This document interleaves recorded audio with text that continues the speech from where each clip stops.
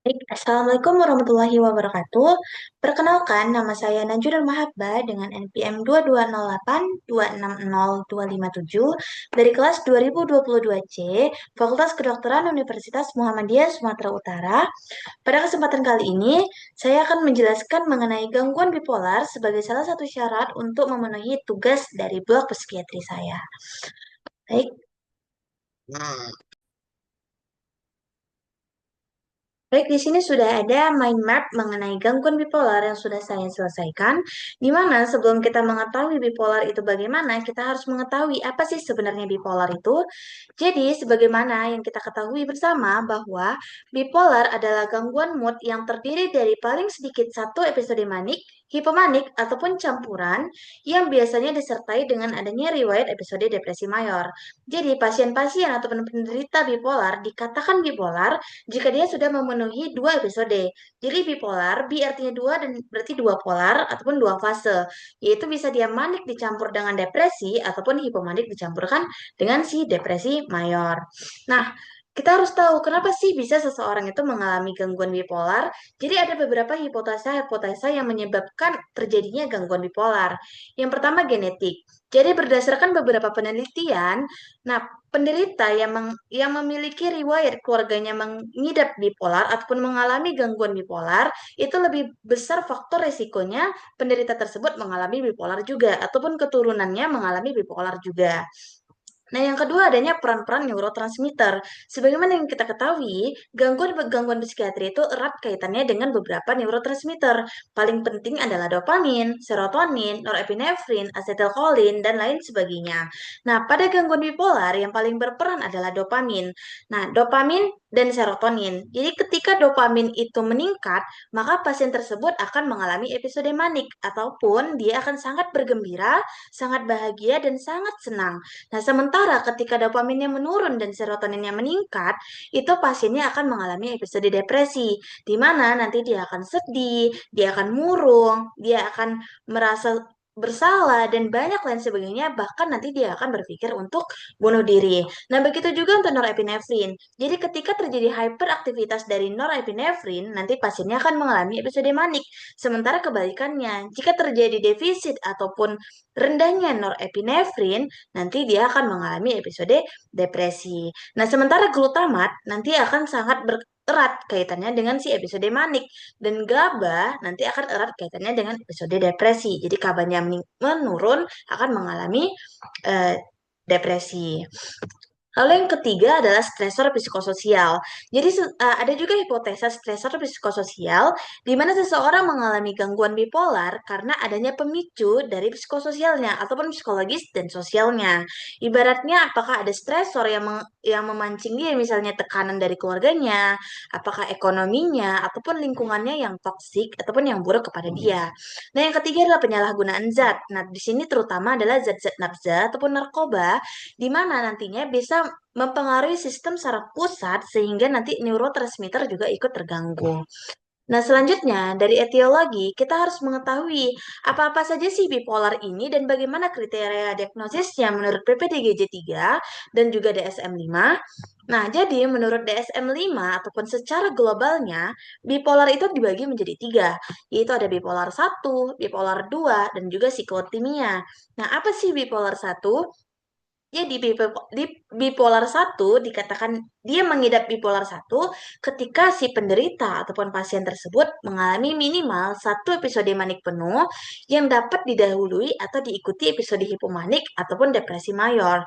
Jadi di bipolar 1 ini yang dominan adalah episode maniknya, di mana dia tidak harus diikutin oleh si depresi. Jadi kalau manik saja dia sudah dikatakan bipolar 1, tetapi dia harus minimal 1 minggu. Nah, untuk bipolar 2, penderita tersebut harus sudah mengalami minimal satu episode hipomanik, yang dimana hipomanik dengan manik ini berbeda di durasi. Hipomanik itu dikatakan hipomanik jika durasinya lebih dari sama dengan 4 hari, ditambah dengan satu episode depresi mayor. Jadi dia harus hipomanik, tetapi juga harus diikuti dengan depresi mayor. Berbeda dengan bipolar satu yang tidak harus diikuti depresi mayor, tetapi bisa diikuti depresi mayor. Nah, untuk yang ketiga adalah siklotimia. Di mana siklotimia itu adalah fluktuasi mood kronis yang lebih dari sama dengan 2 tahun. Di mana nanti akan ditemukan banyak periode gejala hipomanik dan depresif yang tidak memenuhi kriteria penuh. Jadi, siklotimia ini bersifat kronis, di mana dia tuh bisa lebih dari 2 tahun onsetnya, yang dia tidak sepenuhnya hipomanik dan dia tidak sepenuhnya depresif. Nah, lalu menurut PPDGJ 3 bagaimana? Di mana Indonesia saat ini masih menggunakan PPDGJ 3 dibanding DSM-5. Jadi PPDGJ 3 dia tidak membagi menjadi bipolar satu, 2 ataupun psikotimia, tetapi berdasarkan episode yang sedang dialami pasien tersebut. Nah, di mana kita tahu nih episodenya tadi ada hipomanik, ada manik, dan juga depresif. Nah, jadi yang pertama adalah gangguan bipolar aktif afektif ataupun gangguan afektif bipolar yang dia saat itu sedang episode kini hipomanik, di mana nanti diagnosanya akan kita tuliskan gangguan afektif bipolar episode kini hipomanik. Berarti pasiennya sedang mengalami bipolar, tetapi datang kepada dokter dengan episode hipomanik. Lalu, yang kedua adalah episode kini manik. Berarti gangguan afektif bipolar episode kini manik, di mana kita harus tahu nih, apakah dia dengan psikotik ataupun tanpa psikotik. Nah, jadi pasien-pasien penderita bipolar itu bisa mengalami halusinasi ataupun psikotik. Yaitu jadi kita harus tahu nih, apakah dia pernah mendengar suara-suara yang tidak bisa didengar orang lain, ataupun tidak pernah mendengar ataupun melihat yang tidak bisa dilihat oleh orang lain, atau mungkin mengalami gangguan ilusi, gangguan bentuk pikiran, apakah dia memiliki waham, seperti dia merasa lebih kuat, merasa ada yang mau menyakiti, dan lain sebagainya. Jadi kita harus mengetahui apakah dia dengan psikotik ataupun tanpa psikotik yang dia sama dengan jika dia sedang episode kini depresi berat. Kita harus tahu nih dia dengan psikotik ataupun tanpa psikotik. Selanjutnya, kita harus mengetahui bagaimana pasien yang dikatakan bipolar. Yang dimana biasanya selain kita tahu nih kriteria diagnosisnya, kita harus tahu juga bagaimana gejala-gejala yang dialami oleh si penderita bipolar. Nah, di mana gejalanya berdasarkan episodenya kembali, yaitu bagaimana sih sebenarnya gejala dari mania ataupun hipomania dan bagaimana gejala dari si depresi. Jadi pasien-pasien yang sedang episode mania ataupun hipomania itu mengalami gejala berupa disingkat dengan DICFAS. Nah, apa sih DICFAS itu? Yang pertama adalah distractibility, di mana seseorang yang mengalami episode mania, dia akan gampang banget untuk teralih pikirannya. Jadi dia sedang melakukan ataupun sedang berbicara apapun, dia gampang ke distract ataupun gampang teralih untuk melakukan sesuatu yang lain atau bahkan membicarakan sesuatu hal yang lain juga. Nah, yang kedua adalah I, yaitu insomnia. Jadi orang yang mengalami gangguan mania ataupun episode mania, nanti dia akan sulit tidur, di mana dia tidak merasakan ngantuk sama sekali, dia tidak lelah saat tidurnya, jadi dia nanti akan ada keluhan adanya sulit tidur. Lalu adalah yang ketiga adalah grandiosity, di mana grandiosity itu dia merasa besar ataupun merasa sangat, dia biasanya orangnya suka boros ataupun menghambur-hamburkan uang tanpa tujuan ataupun sebab yang jelas. Baru yang keempat adalah F, yaitu flight of idea, di mana biasanya orangnya idenya melompat-lompat, di mana biasanya dia memiliki salah satu rencana, tiba-tiba tuh nanti bisa terubah menjadi rencana yang lain. Atau mungkin dia berencana untuk mencuci baju, habis itu dia tiba-tiba nanti akan mau menyapu, dan itu semua tidak terselesaikan. Lalu yang kelima adalah activities, di mana biasanya orang yang mengalami gangguan mania itu bisa mengalami hyperactivity. Jadi di mana nanti dia itu gak bisa diam, dia bisa melakukan apa aja, orangnya itu sangat ceria. Pokoknya peningkatan aktivitasnya sangat drastis. Lalu yang keenam adalah speech, di mana tuh nanti dia orangnya bakal banyak ngomong, nggak bisa berhenti ngomong, tapi orang lain juga belum tentu mengerti apa yang dibicarakan orang tersebut. Jadi dia kayak nyerocos aja tanpa yang diomongkannya itu jelas. Baru yang terakhir adalah T, yaitu talklessness, di mana pikirannya kosong. Jadi kayak dia ngomong aja tanpa dia tahu sebenarnya dia tuh sedang ngomongin apa. Terus yang kedua adalah depresi. Di mana depresi ini ada mayor, ada depresi minor. Nah, depresi mayor itu disingkat dengan MLM. M yang pertama adalah mood depresif. Jadi sesuai namanya dia sudah depresi, di mana dia bakal mengalami mood depresi.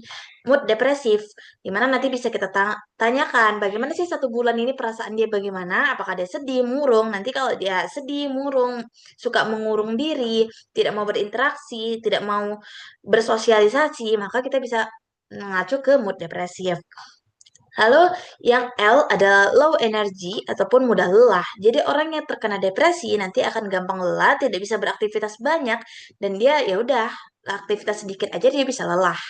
Terus yang ketiga adalah minat menurun. Jadi dia tidak memiliki minat ataupun ketertarikan terhadap sesuatu. Nah, lalu ada gejala minor, yaitu yang biasanya disingkat dengan SIGECAPS. Apa sih SIGECAPS itu? Yang S adalah sleep, di mana dia mengalami gangguan tidur ataupun insomnia juga.